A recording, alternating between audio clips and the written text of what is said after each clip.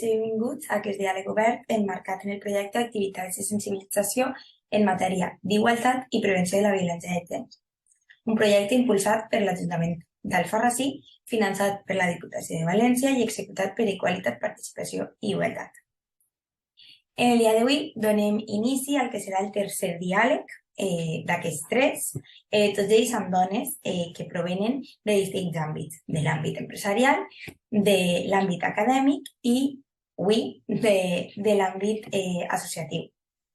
Ens acompanya en aquest espai Victòria Miguel Sanfélix, que és la representant de BAP. Victòria és graduada en Filosofia per la Universitat Nacional d'Educació a Distància, UNED, i també ha estudiat en màrqueting. Actualment està jubilada, però anteriorment ha sigut CEO de Beta Formació, un centre formatiu orientat a la millora contínua de l'ocupació, tant per a persones treballadores que es troben en actiu, persones desocupades o aquelles que preparen oposicions a l'administració general, tot sense oblidar la formació ocupacional. Fins a l'any 2019, Victòria ha format part de nombroses organitzacions com a membre de la seva junta directiva. Ha presidit fins a aquest any l'Associació Sectorial de Formació de València i la Junta de la Confederació Empresarial de la Comunitat Valenciana. Així mateix, ha format part del ple de la Càmera de Comerç i cal destacar que és responsable del Comitè de Responsabilitat Social Empresarial. Si bé Victòria també forma part, com ja hem dit, de l'Associació de Dones Empresàries i Professionals de València, EVAP, associació a la que avui representa en aquest diàleg i que, en paraules de la pròpia organització, va sorgir de la necessitat de tindre a València una veu equànime que represente i defense els seus interessos i inquietuds en perspectiva de gènere. Com a integrant de l'associació EVAP, com sorgeix aquesta organització? Bueno, tenim que fer una memòria de fa 20 anys perquè enguany han celebrat el 20 aniversari de BAP i va sorgir de la inquietud de 5 amigues professionals, abogades, economistes, matemàtiques, que sentien que no n'hi havia un teixit en el que poder sentir-se representades. Llavors es començaren a fer encontres, ja buscant ja referents, i al final decidiren pegar un pas endavant i provar a associar-se.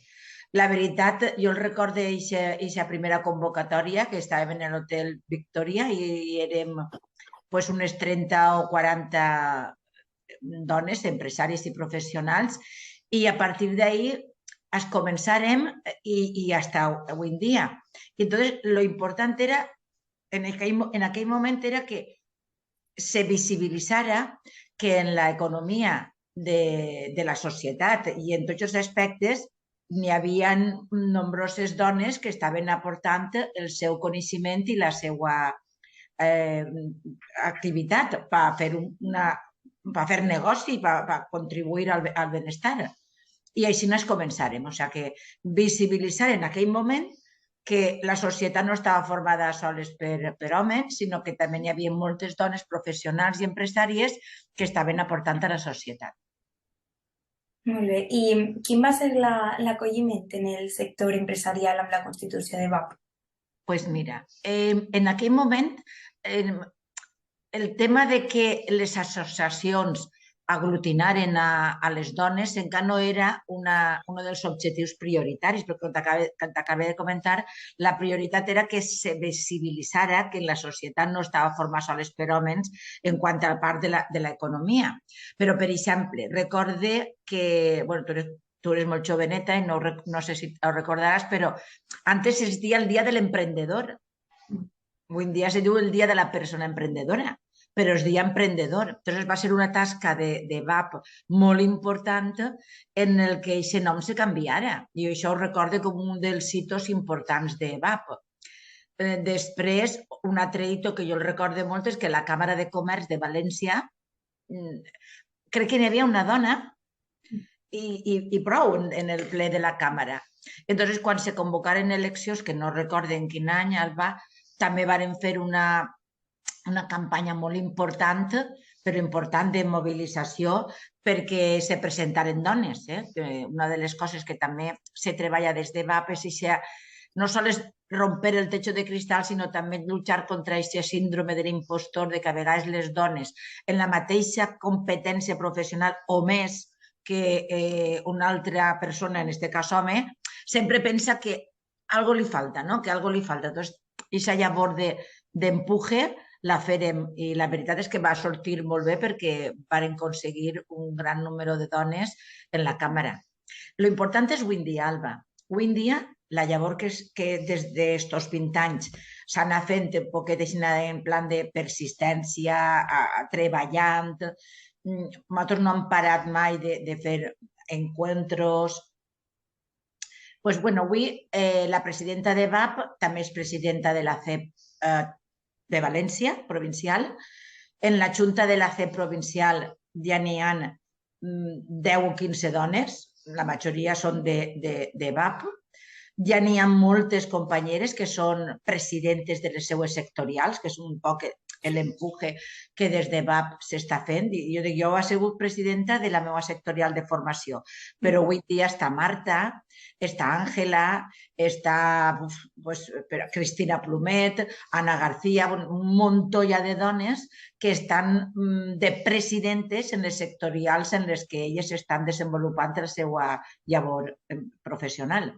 I això ha sigut algo que des de VAP s'ha treballat, això empoderant un poc a les dones perquè se cregueren que podrien perfectament desenvolupar aquesta figura. Genial. I què va ser el que a tu, Victòria, et va impulsar personalment per a associar-te amb la resta de dones empresàries? Doncs mira, Alba, això és una cosa que jo porto molt interioritzant, ho porto molt en l'ADN. I després, a lo llarg de la meva carrera professional i la meva formació, he anat nutrint-la dient que bon camí prens, Victòria, quina idea més bona tenies. Això ja me naixia de dins i l'experiència m'ha demostrat que és molt important treballar col·laborativament, és molt important compartir. Pensa que jo soc es comenci jo en la meva empresa en l'any 86. Te puc dir que quan tenia el banc a demanar el préstec tingué que vinguer el meu home a apoyar-me, perquè no me'l donaven. És que el fer memòria, veus, algo que des de VAP també se treballa molt és fer memòria d'on estàvem, per saber on estem, que no vol dir que se pare de continuar treballant per millorar-ho, perquè encara queda molt. Diuen que falten més de 123 anys per aconseguir una igualtat plena. Entonces, vull dir que faena n'hi ha. Entonces, jo ho he tingut tan clar des de sempre que per la mateixa naturalesa del ser humà, el ser humà a soles es moriria, no podria viure. L'altre dia Adela Cortina diu una frase que m'impacta, que dia les persones tenim més por a la soledat que a l'equivocar-nos. Necessitem el grup per poder realitzar-nos. El grup ens fa fortes i ens fa créixer. Entonces, jo això ho tenia molt, molt, molt clar. La veritat és que coneguia EVAP a través d'una companya de la meva sectorial de formació, Luisa Bravo, que me va convidar, perquè ella era una de les fundadores, ella és una de les fundadores de VAP. Me va convidar a aquest dinar en l'Hotel Victòria i jo des del primer momentet he estat ahí al 1000% apoyant aquesta iniciativa, perquè crec totalment en l'associacionisme. I diguem que durant els anys, tu ens comentaves que eren 123 anys per a una igualtat real i efectiva, que és molt diferent del que s'entén ara per igualtat legal. Durant molts anys s'ha dictat i s'ha aprovat nombrosa normativa en matèria d'igualtat en l'àmbit de l'empresa. I com heu abordat aquest fet des de l'associació? Doncs mira, des de l'associació, en el tema de la normativa, nosaltres treballàrem, jo entonces estava en el comitè de responsabilitat social i a banda de treballar apoyant a altres dones que per situacions personals no tenien encara ni una competència professional i treball, un dels altres temes que portaven també és fer la memòria de responsabilitat social i el pla d'igualtat. des d'EVAP s'ha potenciat que les empreses, perquè EVAP com a associació, crec que enguany ja l'aconseguí, per mi també això era un hito, que EVAP tinguera el plan d'igualtat, però sí el que fem és conferències, jornades, perquè les empresàries veren l'oportunitat i la necessitat de fer un plan d'igualtat per visibilitzar les mesures que són necessàries per realment que se donen compte que sí que n'hi ha una desigualtat important en les dones. Mira, quan nosaltres fem el dia de l'Equal Pay Day, que és el dia de la diferència en la retribució salarial, que molta gent feia, però això no és de veres els convenis, però clar, és que n'hi ha un trasfondo. Les dones, a millor durant una època, deixen de cotitzar perquè han decidit ser mares, que això és important. A més, la societat hauria de pensar que si no facilita primera, és que n'hi ha dues coses importants. Primera, no pot perdre's el 50% del talent de la societat. Això és un absurd.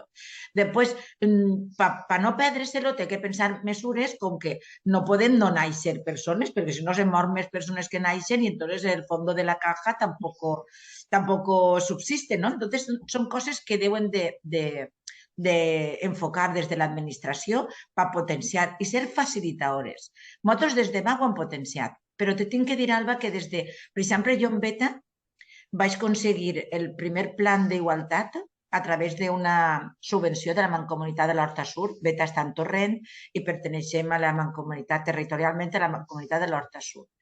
Ho vàrem fer a nivell nosaltres, recorde que em fem la meva companya Natàlia Bruzón, ho vaig estar jo apoyant-la. També és que la Beta Formació està format per mi i per dos dones més que s'incorporaren.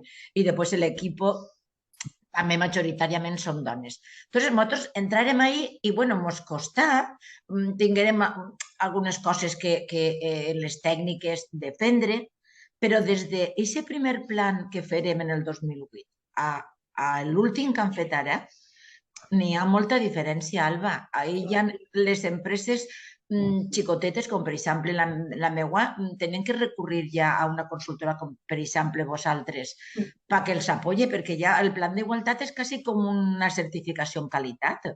Té un desenvolupament i una informació molt potent. I això ja, si o tens algú en l'empresa al que la formes en temes d'igualtat perquè ho desenvolupi tot el plan, o no pots fer-ho. Jo crec que també la societat, si vol, que jo crec que deu de ser així, que les xicotetes empreses de tot el territori de l'àmbit de la Comunitat Valenciana treballem en pro d'aquesta igualtat, haurien de les mesures ser diferents per a una empresa gran i per a una empresa xicoteta. Perquè al final resulta que transformem el fer-lo o no fer-lo en tema econòmic.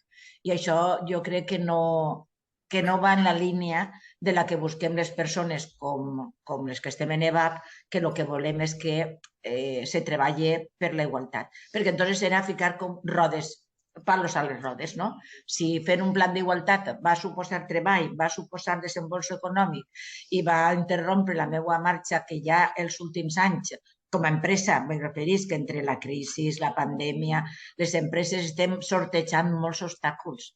Entonces, jo crec que des de VAP sempre ho han potenciat, abogue perquè les empreses ho facin, però també aprofite esta webinar, esta xerrada que estem fent, Alba, perquè l'administració prenga mesures per facilitar a les xicotetes empreses el que puguem fer-ho. O sigui, que si no, les xicotetes empreses al final desistiran i al final prendrem nosaltres les dones que estem buscant que existisquen.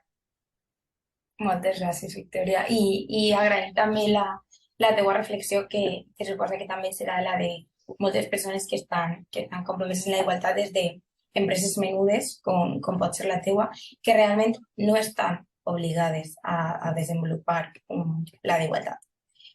Ara, comentàvem, la igualtat és un principi necessari per a garantir la justícia social i també per a aconseguir un desenvolupament sostenible.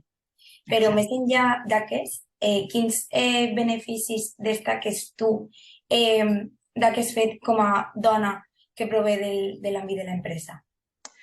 jo, quan m'has fet aquesta pregunta, i que he pensat en seguida, el moment en què en EVAP sempre han treballat per visibilitzar referents. O sigui, que el tema de l'impostor o el techo de cristal, un poquet mostrant a totes les companyeres que formaven EVAP que n'hi havia moltes dones que estaven desenvolupant una tasca molt bona en diferents àmbits i que eren importants. I això també ho fèiem, començàvem en els premis d'EVAP, que avui en dia són premis que tenen molt de valor en la societat valenciana i a nivell nacional també.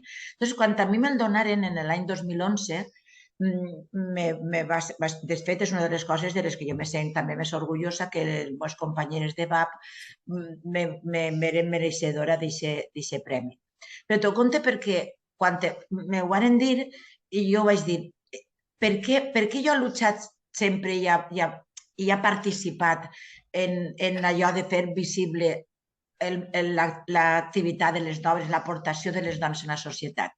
I no me recordi, en aquest any li donaren el príncipe Felipe de les Humanidades a Marta Nussbaum, que és una filòsofa, però el seu treball en pro del feminisme. I també li donaren a la presidenta indígena, que no me recordo del nom, ho sent, però té un nom difícil també. I ambes dos, fíjate tu, una persona que ve de l'àmbit indígena de Perú i una filòsofa que venia dels Estats Units de Nova York. Ambes dos digueren que l'únic que estaven defendent, l'únic que reivindicaven és el dret de les dones a elegir fer el que volgueren fer. I jo vaig dir, això és el de més allà. Bueno, he pensat jo.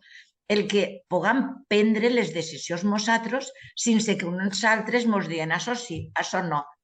Des de, per exemple, Mary Wollstonecraft, que és la primera feminista que va escriure el Derechos de la Reivindicación de los Derechos de la Mujer, ella parlava de lo important que era educar-nos en aquella època, 1790, en altres tasques perquè poguérem sentir-nos ganes de fer altres coses, que no... Entonces, això seria, per mi, un poc l'aportació més enllà de l'àmbit econòmic i empresarial, és que les dones, com a persones que som, puguem decidir què és el que volem fer. Que ningú ens diga, això no pots, això no és per tu. Jo treballé, abans de ser empresària, treballé 18 anys, perquè jo soc ja major i soc de l'època en què es començàvem a treballar les dones perquè en l'àmbit empresarial feia falta adornar la recepció, i a més aixina. Doncs sempre he tingut companys que els estime moltíssim, però sempre la figura de la dona era com per donar-li color. Doncs, clar, aquesta lucha de demostrar que no sols donen color, que també, que no tenim per què renyir en la nostra aportació física, que és important. A banda, tenim cabet i sabem utilitzar-lo. Doncs, per mi això és molt important, que puguem elegir allò que volem fer. L'associacionisme és un factor important en aquesta matèria, en la igualtat. I a vegades observem que encara que les dones, com bé sou vosaltres, i el que estaves molt bé lligat al que estaves comentant tu al principi, encara que les dones formen part de les organitzacions, aquestes no aconsegueixen arribar a llocs de responsabilitat i inclús a llocs de representativitat, que no és el mateix que responsabilitat, a ser visibles, diguem. Com poden ser, per exemple, les juntes directives. Més si cap quan es tracta d'associacions de l'àmbit empresarial, un àmbit que, com bé sabem, ha estat molt de temps capitalitzat pels homes. Com afronteu des de VAP la visibilització de les dones empresàries en les juntes directives i, d'altra banda, si trobeu reticències a l'hora de la vostra activitat?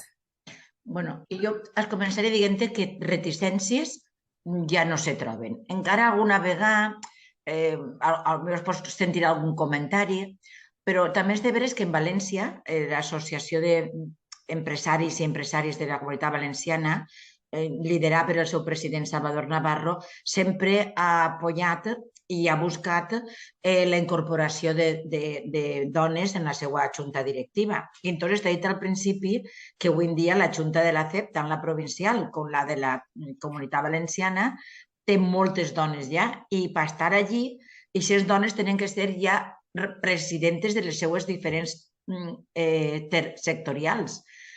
Crec que s'ha fet molt de camí, Alba, s'ha fet molt de camí, però continuem visibilitzant, empoderant a les dones perquè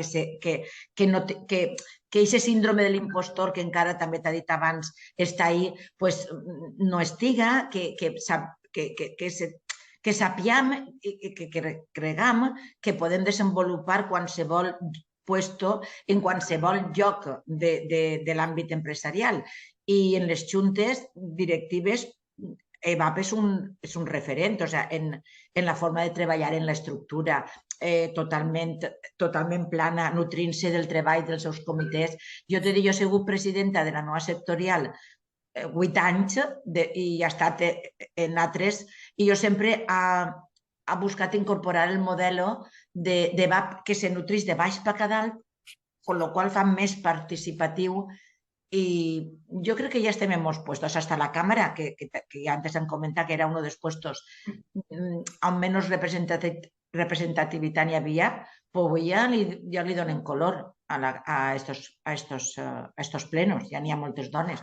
Fa 10 anys o 12 tenim una consigna que és, quan anem a les reunions, que de poquetes vestim-se de color roig, blau, groc, que se note, no? Perquè si tu mires fotos, encara avui en dia, per desgràcia, encara pots veure fotos d'organitzacions empresarials, abunden els trajes grisos i blau marinos, però cada vegada els puntets van seguint més nombrosos. I des de VAP, des de luego, la funció que s'està fent és sempre d'impulsar. De fet, ara CEP, que és la presidenta Eva Blasco, ha fet un curs impulsando directives que ha tingut jo el plaer de que me'l varen visitar des de Beta i ens ho aprovaren, i hem estat ahí treballant amb 25 dones perquè se conegueren molt bé, cregueren en elles molt bé i afrontaren els retos que se proposaren, que les xiren elles. Que guai. Són iniciatives, la veritat, molt boniques, i més si tens el compromís d'il·lusionar-te per les coses que fas. Exacte. La il·lusió no pot faltar mai, Alba. Exacte. I la passió. Il·lusió i passió són importantíssims per portar a cap qualsevol objectiu. I hi ha molts instruments, com hem estat dient, per a treballar la igualtat en el si de les empreses, i un d'ells són els plans d'igualtat, són realment els més coneguts. Què 5 motius els donaries a les empreses d'Alfarrasí per a que comencen a dissenyar els seus propis plans d'igualtat? Bueno, el primer seria que foren conscients de que n'hi ha que participar i col·laborar en portar a cap l'existència de la diversitat com la diversitat, ¿vale? I després que aquesta diversitat li anava a portar riquea, perquè quan més diversitat n'hi ha, més riquea tenim les empreses. El criteri d'una persona home a una persona dona no és el mateix, i entonces sumant-ho se pot fer, ¿vale?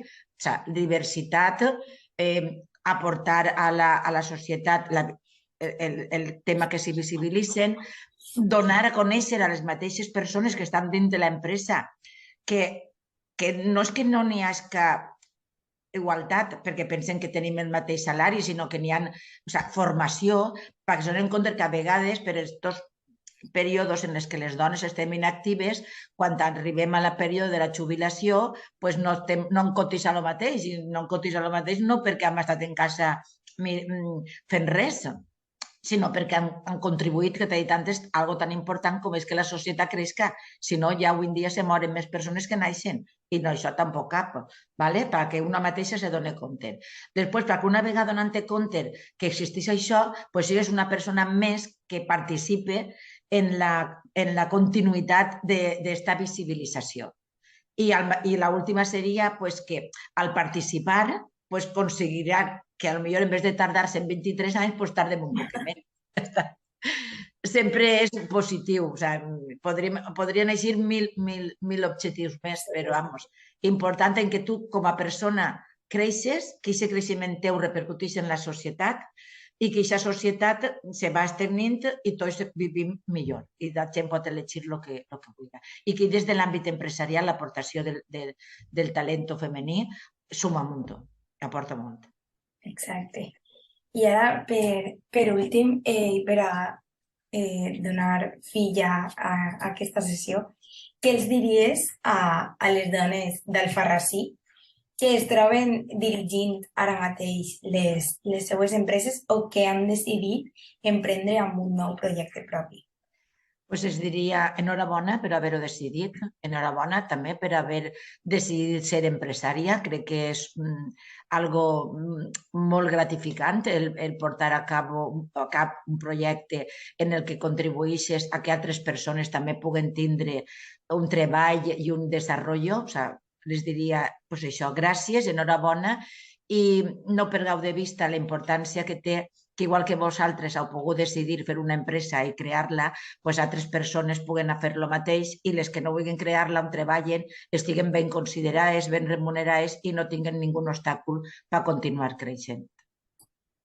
Perfecte. Moltes gràcies, Victòria, per el teu missatge, per haver estat amb nosaltres i sobretot per la tasca que feu des de VAP, no? El fet de crear referents, de seguir visibilitzant i de donar a les dones també aquest espai per a formar-se, per a xerrar, compartir idees. És molt positiu.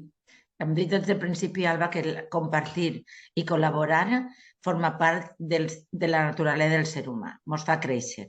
Entonces, i les dones, com han sigut sempre un poquet apartades de l'àmbit públic, sempre hem estat destinades a l'àmbit privat, pues, participar en aquests foros, jo també els diria a les dones d'Alfarrasí que s'associen a EVAP perquè t'aporta un valor, te genera inquietud, no és el mateix estar tu a soletes pensant que compartir-ho amb altres. Llavors jo us diria, associeu-se i continueu tenint il·lusió i ganes perquè juntes sempre... Eva Blasco diu, juntas somos imparables, o algo així, no sé, no me'n recordo. Diu, individualment som potents, però juntes som imparables. I jo es diria també això a les dones d'Alfarrasí, que se junten, que creen les seues vínculs i que continuen treballant en pro de la igualtat de totes les persones. Perquè parlem de la diversitat, no sols de les dones, sinó d'altres col·lectius que també estan en condicions de desigualtat. Exacte. Finalment, volem agrair a l'Ajuntament d'Alfarrasí haver impulsat aquest projecte i també a la Diputació de València que a través de la xarxa de municipis protegits contra la violència de gènere ha format part del mateix i ha atorgat el seu finançament. Moltes gràcies.